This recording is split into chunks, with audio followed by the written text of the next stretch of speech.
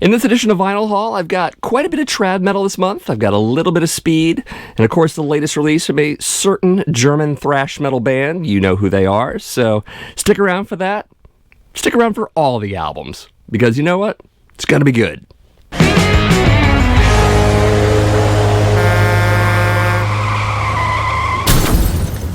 First up is the fourth studio album from Swedish heavy metal band Axewitch. This is Out of the Ashes, Into the Fire, released in 2021 by Pure Steel Records.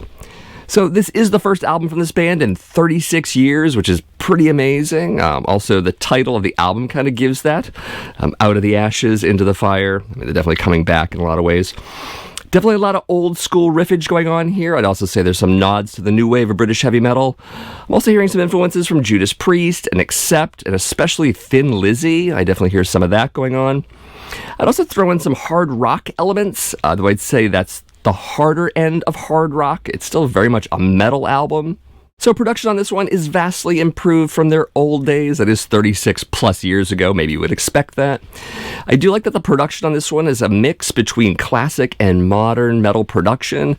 It works for me, which is surprising because I usually don't like a lot of the trends in modern metal production.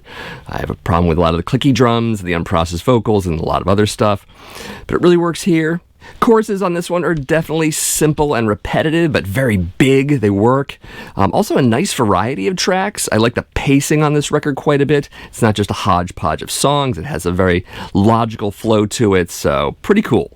Vinyl variant for this one is Classic Black, limited to 300 copies. There you go. Also, we do get a lyric sheet. All of the lyrics, all the time. And of course, we've got pictures of the band and some credits. There are two bonus tracks. They're not on the vinyl. They are mentioned on the back cover here. It is Axewitch as well as Nightmare. Those are found on the included CD of the album. So if you're into that, there you go. Do want to go through some favorites, of course. The Pusher, which is the opening track, very Thin Lizzy.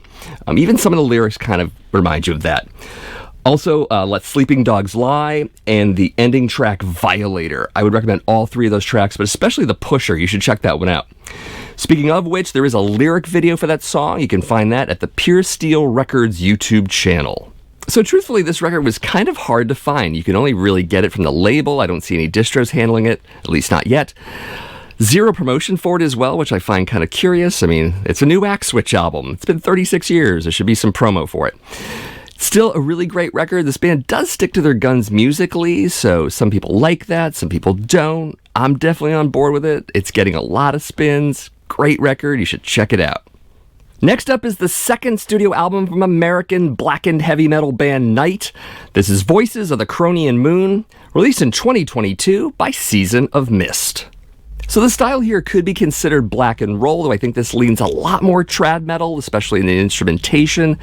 The blackened part is definitely coming from the raspy vocals, but they also have a whole lot of reverb. I mean, they're really drenched in it, which is pretty amazing. I actually dig that. There's also a lot of Nawabum riffage, at least occasionally, I would say, especially in the track Last Scorpion. Also a lot of nice variety from track to track. The guitar work in particular really adds to that. So yeah, no two tracks are really the same, which is awesome. So I'd say combining some of those British trad metal sensibilities that I mentioned, along with the more upbeat version of, say, Tribulation, that might get you in the neighborhood of what Nite sounds like. Bewitcher fans might also dig this band quite a bit. But speaking of Tribulation, I'd love to see Tribulation and Nite tour together. I think that'd make a lot of sense. They would get along well together musically. Vinyl variant for this one is stated as clear with red and blue marble. I see mostly red and blue marble. It's limited to 300 copies. Also, the album does come in a gatefold jacket. We get full lyrics, some credits, picture of the band. Favorites, yes, I do have them. Cronian Moon, great track. Also Heliopolis and Edge of the Night. I would check out all three of those tracks. There is a music video for Cronian Moon, as well as a audio clip for Acheron. You can check both of those out at the Season of Mist YouTube channel.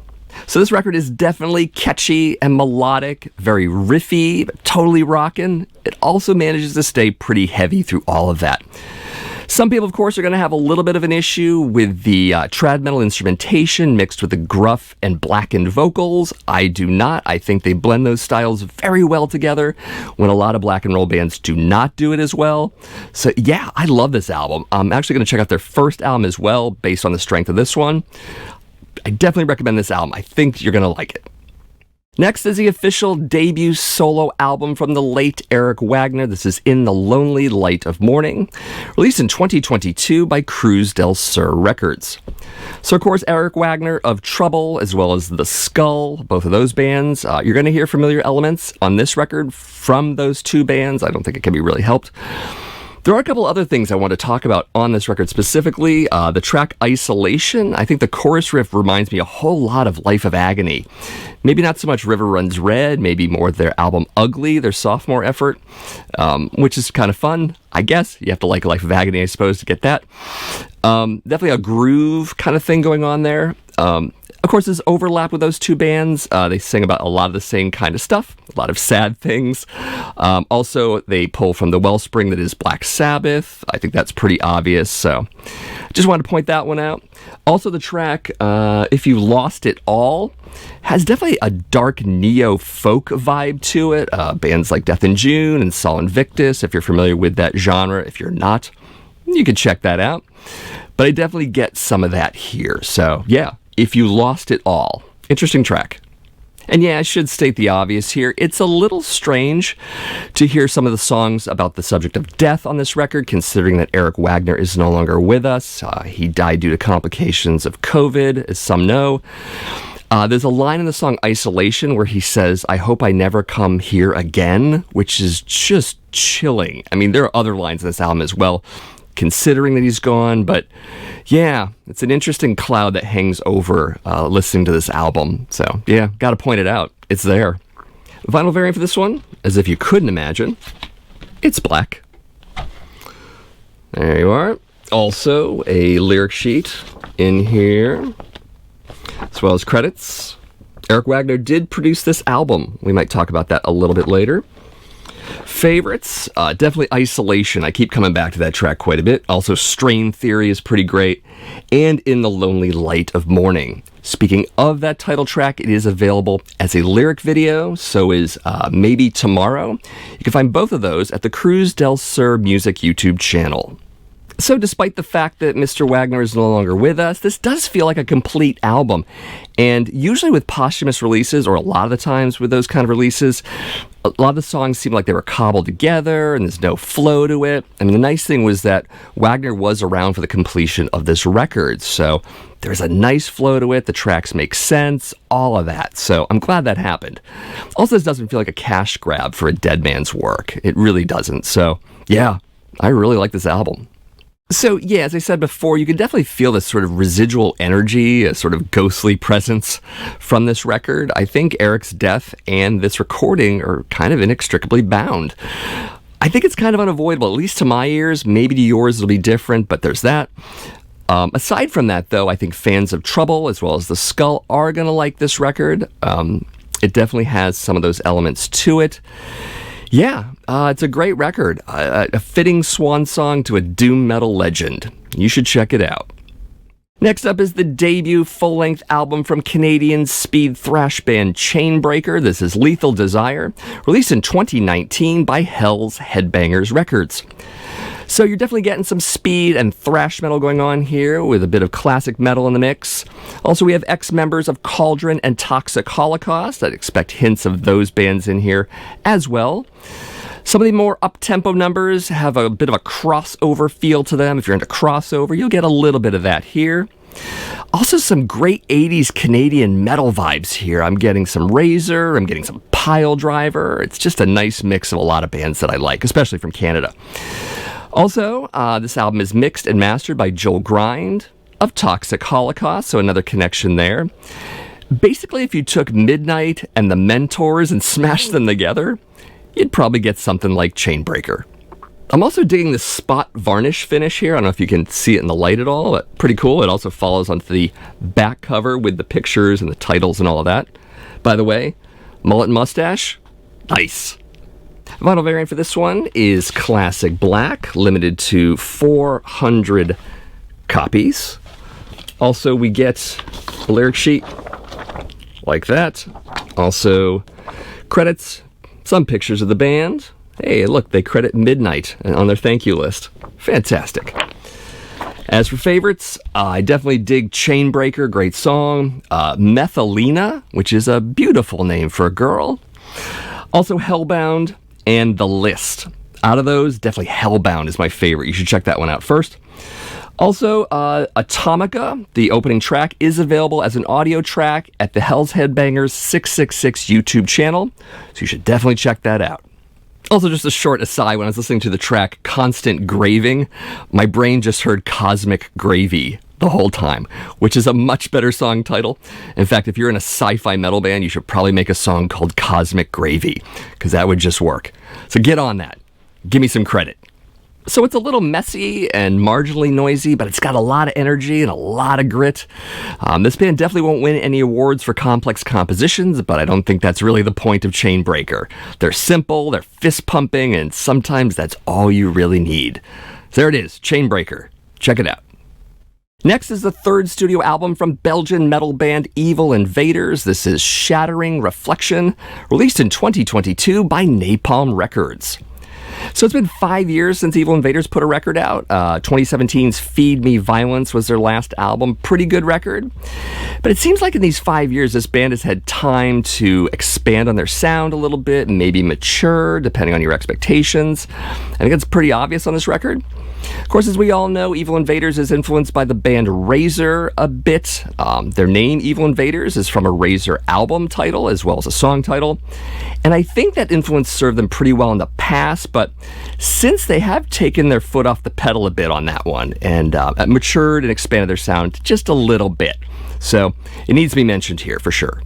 So on this record, we've got a balanced mix of thrash and speed and trad metal, whether from track to track or even within the same track. It's interesting the transition of styles that can happen in a single song. It really does work for them. It's pretty cool. I'd say because of this, we get a really incredibly well-rounded album. There's definitely some variety, there's a decent flow to the record, and I think because of this, we also have a bit of breathing room in the tracks. I think that's kind of important to how this record works. It's a bit of a roller coaster ride overall, but definitely a satisfying one. Vinyl variant for this one is Blue Black Marble, limited to 300 copies. Also have the lyric sheet, full lyrics, and picture of the band. I like the cool shattered glass effect there. Pretty nice design overall. As for favorites, the opening track, Hissing in Crescendo, is really good. Also, In Deepest Black, probably my favorite song on the album. And Eternal Darkness, great song as well. There are two instrumentals, both on the B side, which is curious. Realm of Shadows is one, the other is Eon. Of the two, I think Eon is more musically interesting. It's certainly the longer of the two, so maybe it has more time to be interesting. I'm not sure, but yeah, curious. Two of them on here. There it is. There are 3 music videos from this album. There's one for Die For Me, also In Deepest Black, and Sledgehammer Justice. Of the 3, check out Sledgehammer Justice first. It's really fast, it's really heavy. But you can find all 3 of those at the official Napalm Records YouTube channel. So overall, this has the speed and energy of previous releases from this band, but there are also some slower melodic moments here that might make it a little more accessible to some listeners. Slower melodic moments, I kind of think along the lines of Overkill and Flotsam and Jetsam when they do that kind of a thing. I think that kind of fits in that wheelhouse as well. But it works out really well, and I am definitely listening to this album a lot. So should you. Next up is the 4th studio album from Spanish heavy metal band Hitten. This is Triumph and Tragedy, released in 2021 by High Roller Records. And first off, we got to talk about this cover. It's amazing. It looks like the robot lady from the Autograph album jumped onto a High Spirits record jacket. It's got kind of that vibe to it. So there's that. So lots of fancy melodic guitar work here, along with some equally melodic, but maybe aggressive falsetto vocals. Not so much Axl Rose, think more like Mark Slaughter, Or maybe even Don Dokken, back when he could still sing. Speaking of the singer, the vocalist here is Alex Panza, who at one time was in both Hitten and Cobra Spell.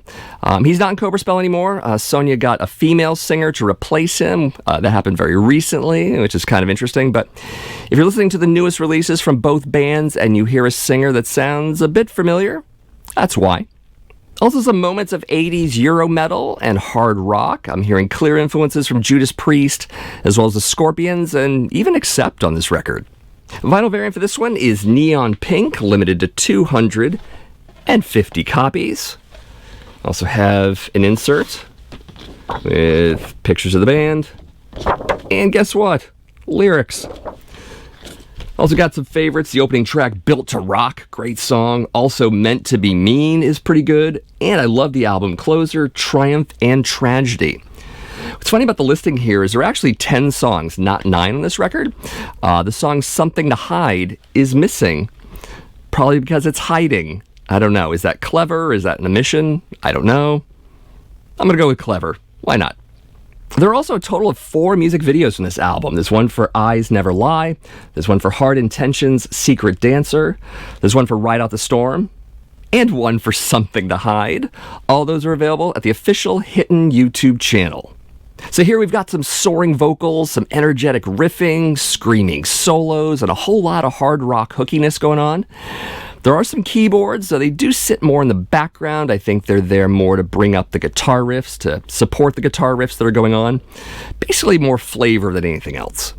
So while this might not be heavy enough for the more extreme metal crowd, it's definitely a lot heavier than many of the 80s and early 90s hair metal bands. It definitely has a lot of power and energy to it, so yeah. Give it a shot.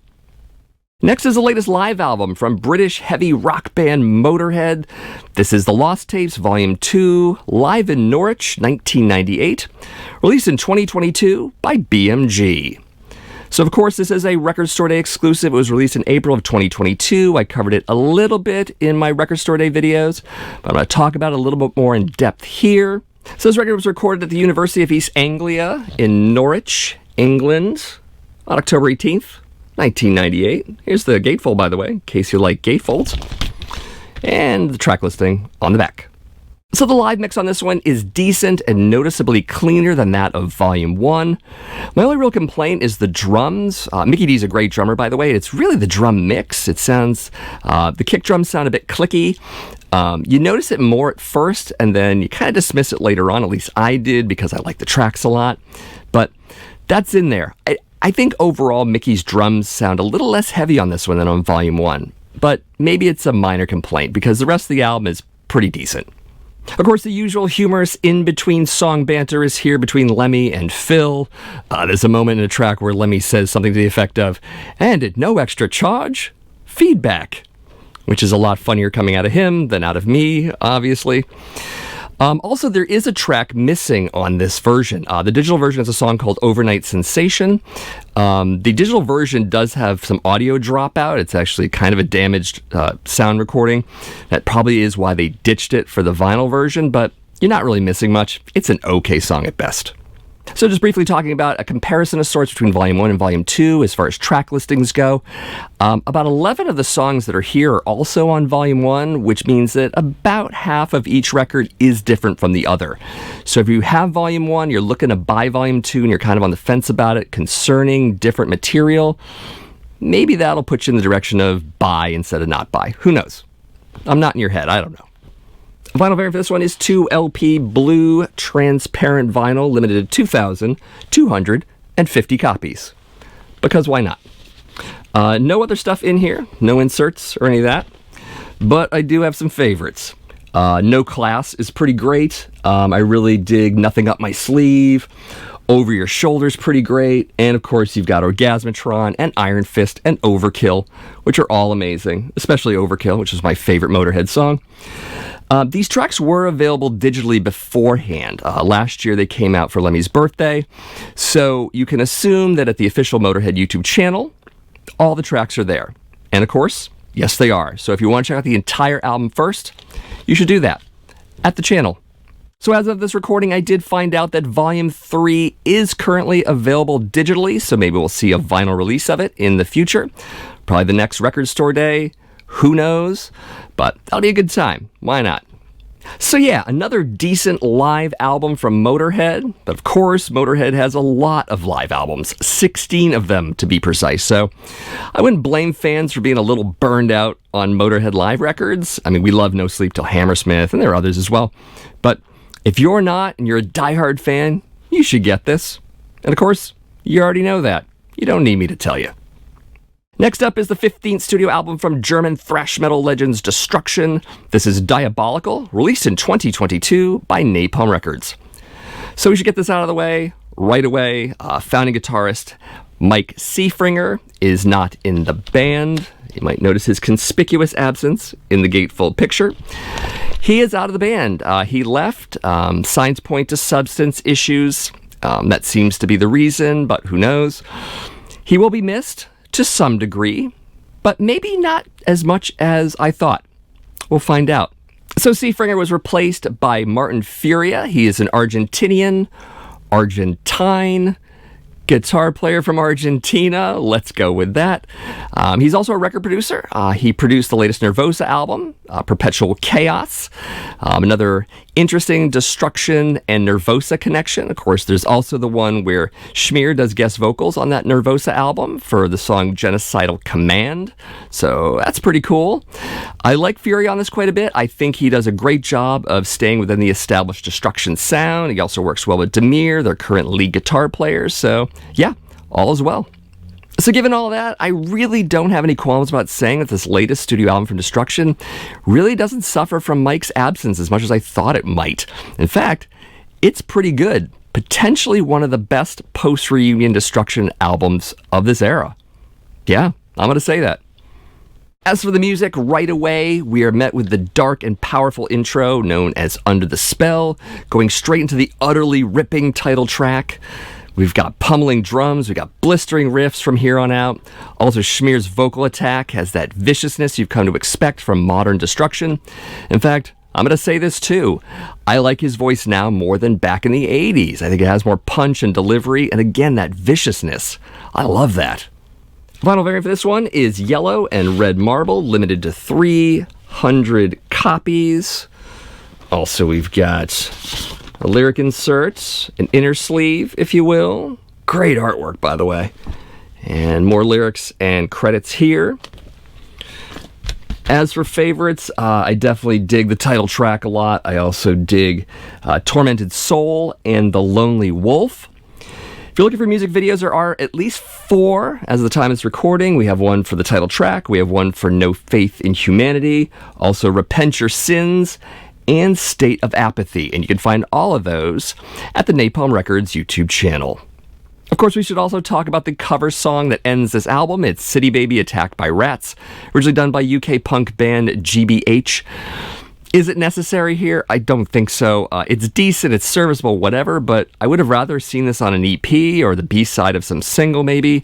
And I'm reminded of the Mad Butcher EP because that has a cover tune on it. It's got that Plasmatic song, The Damned. It works well there instead, but I don't know.